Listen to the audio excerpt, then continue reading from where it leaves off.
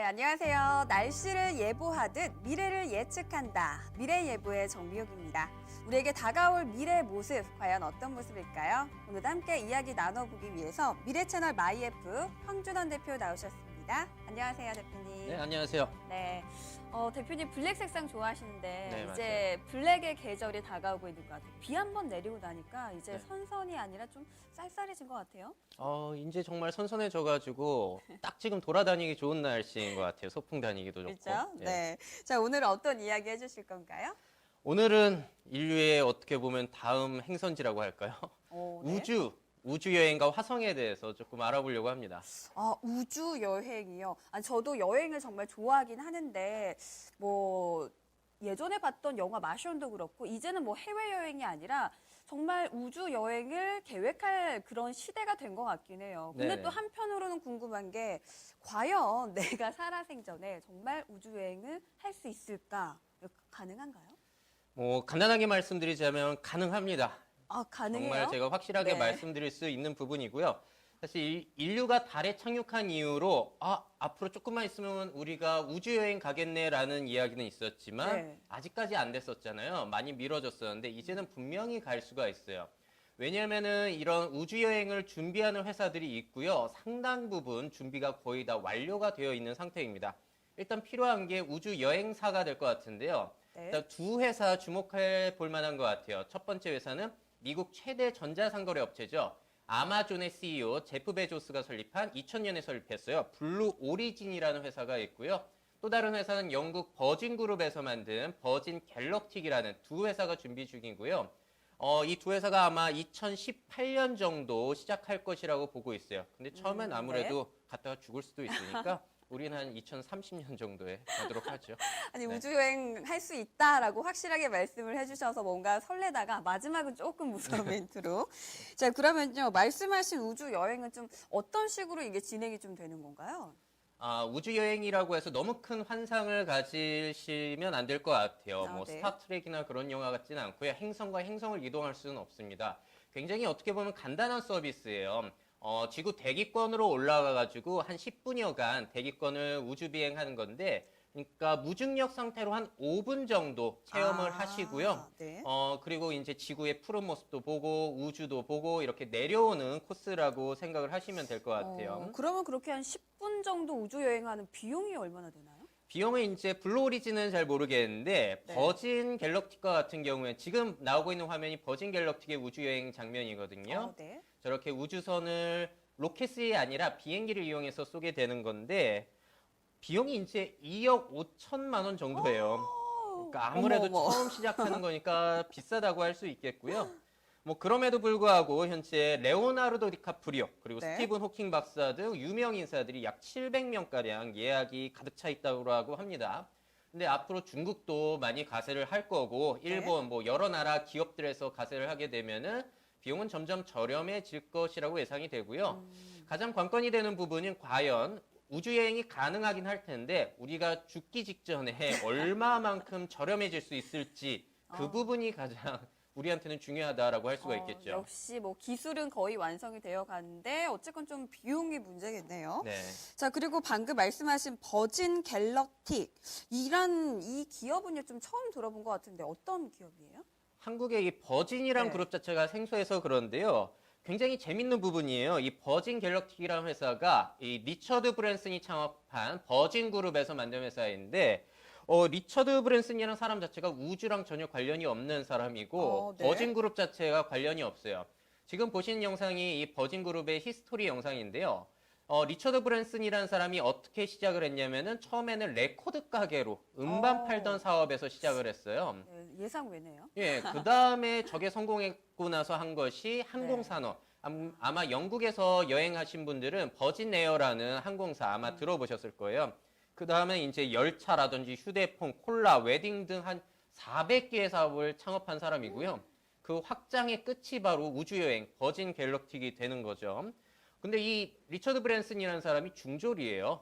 그러니까 우주에 대한 지식이 전혀 없는 사람이 우주여행 회사를 만들어서 지금 최초의 민간 우주여행을 하겠다라는 거니까 네. 굉장히 재밌는 사실이고요. 한국으로 치자면은 예를 들어서 CJ가 네. 우주 산업에 갑자기 진출한다. 뭐 그런 거랑 비슷하다라고 보시면 되겠어요. 그리고 또 아마존도 역시나 원래는 인터넷으로 책 팔던 인터넷 서점이잖아요. 그런데 이런 인터넷 서점도 우주 산업에 진출을 하고 있단 말이에요. 그래서 현재 우주 여행, 우주 산업의 특징은 뭐냐면은 나사와 같은 국가기관이 이 우주 산업을 주도하는 것이 아니라 네. 뭐 버진이라든지 아마존, 구글 등과 같은 민간 기업들에서 주도를 하고 있다라는 점. 이 부분이 굉장히 재밌는 점이죠. 저는 정말 처음 알았어요. 무조건 뭐 국가 주도 하에 이루어지는 건 줄 알았는데 네. 이렇게 민간 기업이 주도하고 있다라는 점 굉장히 놀랍네요. 네, 바뀌었어요. 그러게요. 네.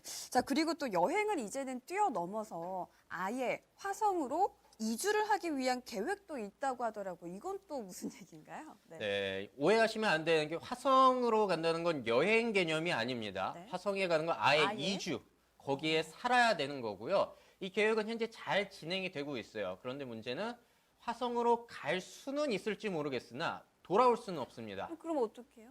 그냥 거기에서 새로운 삶을 개척을 해야 돼요. 왜냐하면 지금 화성으로 가는데 9개월이 걸려가지고 사람이 갈 수 있을지도 모르는 상황이라 간다고 해도 거기에 아무 시설도 없단 말이에요. 우주 네. 발사체도 없고 연료도 없어가지고 돌아올 수가 없는 거고요. 자, 근데 이런데 누가 화성에 가냐라고 그러니까요. 생각을 하실 텐데 실제로 화성 이주 프로젝트 마스1이라는 프로젝트가 있었는데 여기서 지원자를 모집했거든요. 네. 그런데 지원자 수가 약 120개국에서 7만 8천 명이 지원을 했어요. 뭐 엔지니어, 과학자 이런 사람들이 지원을 한 건데 이 사람들 중에 25명 뽑아서 가게 돼 있고요. 네. 또 재밌는 게요. 이 화성 이주에 가장 적극적인 사람이 누구냐면은 우리 전기차에서 가장 유명한 게 테슬라잖아요. 네. 그 테슬라의 대표 앨런 머스크가 화성 이주에 가장 적극적인 움직임을 보이고 있습니다.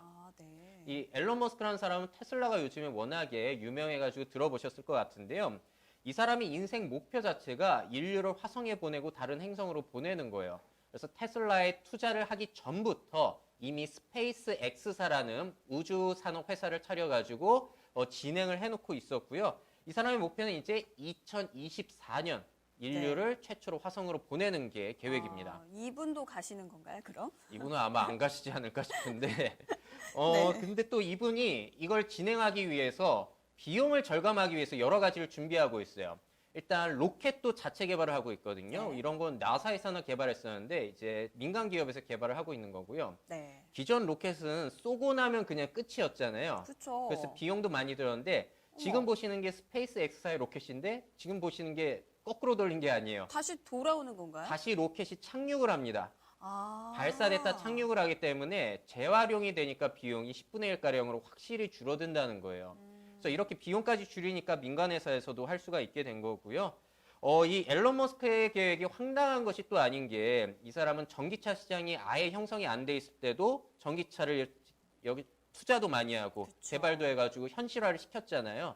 그래서 이 사람의 목표는 거의 미래를 만드는 거라고 볼 수 있겠고 아마 앨런 머스크가 화성에 간다면 가는 겁니다. 아니 로켓을 재활용한다는 것도 정말 상상을 못했는데 화성에 가서 산다. 네. 이것도 정말 대단한 그 사명감이 아니면 그쵸. 못하는 일일 것 같아요. 자, 그런데 궁금한 게 한 가지가 있는데 뭐 행성 중에는 뭐 금성도 있고 목성도 있고 토성도 있고 여러 가지 행성이 많이 있는데 영화에서도 그렇고 왜 하필 화성인 건가요? 네. 당연히 다른 행성으로 가는 건 위험한 건데 아. 화성이 그나마 지구와 비슷한 환경을 가지고 있고 또 네. 그나마 인간이 살기 적합한 환경을 만드는데 덜 어렵다는 겁니다. 쉽지는 않다는 거고요. 네. 일단 화성을 탐사해 보니까 생선 초기에는 지구와 그 환경이 굉장히 유사했을 것이다라는 연구 조사가 발표가 되고 있어요. 그리고 하루의 길이도 지구와 비슷하다라고 하고요. 또 아직 물이 발견된 적은 없지만 지표면을 살짝 걷어내면 얼음층으로 되어 있다라고 해요. 네. 그리고 지하수도 있을 것이라는 추측이 나오고 있어가지고 물도 얻을 수 있을 것이라는 예측이고요. 다른 행성에 비해서 온도도 그나마 사람이 살만하다고 합니다. 예를 들어서 금성이 가깝기는 한데 가면 사람이 타 죽어요. 네. 그런데 이 화성 같은 경우에는 영하 80도 정도거든요. 굉장히 춥기는 한데 앨런 머스크는 여기다 핵융합 폭탄을 터뜨려가지고 온도를 올린다든지 네. 아니면 다른 연구기관에서는 대기권을 두텁게 만드는 기술을 이용해가지고 온실효과를 유발해서 사람이 살 수 있는 그런 온도를 맞출 수 있을 것이라고 생각을 하고 있어요. 그래서 네. 그나마 다른 행성보다는 살만할 것이다라는 거에 도전을 하는 거죠. 아니 근데 뭐 아무리 지구와 환경이 비슷하다고 해도 분명히 또 위험성이 존재하기 마련이잖아요.